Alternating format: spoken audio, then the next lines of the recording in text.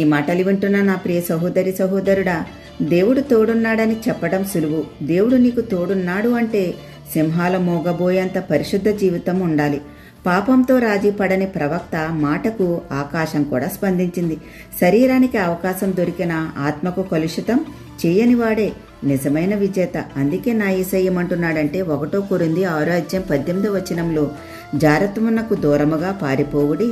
మనుషుడు చేయు ప్రతి పాపమును దేహమునకు వెలుపల ఉన్నది, కానీ జారత్వం చేయువాడు తన సొంత శరీరమునకు హానికరముగా పాపం చేయుచున్నాడు అని యేసయ్య మరో మాట చెప్పమంటున్నాడు. సామెతల గ్రంథము 6:28 ఒకడు నిప్పుల మీద నడిచిన ఎడల వాని పాదములు కమలకుండునా అని.